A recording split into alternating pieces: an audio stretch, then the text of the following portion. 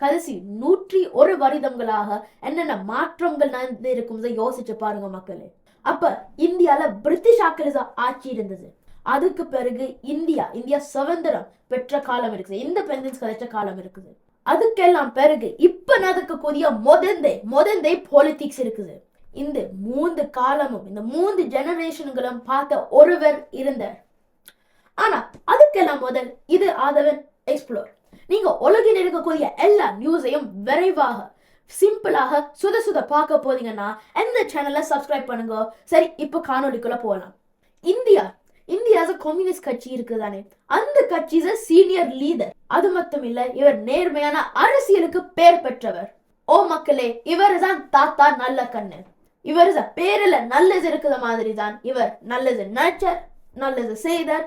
அது மட்டும் இல்ல, நல்லதுக்காக வாழ்ந்தார், மக்களுக்காக போராடி வாழ்ந்தார். 101 வயசான ஐயா நல்ல கண்ணு இன்னைக்கு எங்கிறதே இல்ல, அவர் இறந்துட்டார். இது ரொம்ப ஷாக்கிங்கான, கவலையான, கஷ்டமான செய்தியா இருக்குது.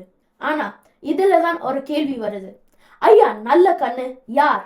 இவர் என்ன செய்தார்? என்ன சாதனைகள் கொண்டு வந்தார்? இவரது ஹிஸ்டரி என்ன? ஐயா நல்ல கண்ணு 1925 பிறந்தவர். அப்ப பிரிட்டிஷ் ஆட்சி இந்தியால இருந்தது. அப்ப நிறைய சோசியலிஸ்டுங்கள், கம்யூனிஸ்டுங்கள் போராடினவே, விடுதலைக்காக போராடினவே, கதைக்க தொடங்கினவே, பிரிட்டிஷ் ஆக்களுக்கு எதிராக கதைக்க தொடங்கினவே. அப்ப நிறைய ஸ்பீச்சுங்கள் கொடுத்தவே, அவங்க கம்யூனிஸ்ட் ஐடியாங்களை மத்தாக்களுக்கு இன்ஃப்ளூயன்ஸ் பண்ணினவே. அந்த இன்ஃப்ளூயன்ஸ்ல அரசியலுக்கு வந்தவர் தான் ஐயா நல்ல கண்ணு. ஐயா நல்ல கண்ணு அரசியலுக்கு வரைக்க கொள்கை புலிப்போத அரசியலுக்கு வந்தவர்.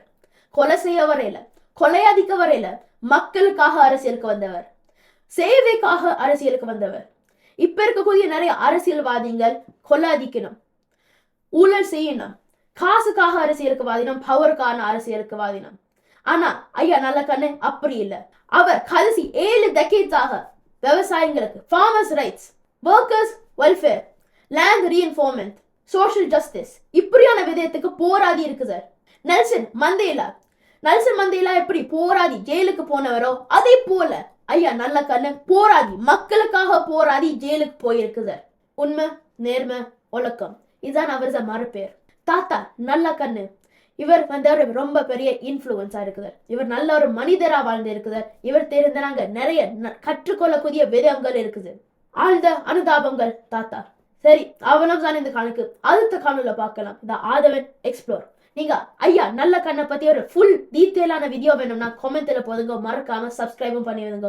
சரி, அடுத்த காணொலியில பார்க்கலாம்.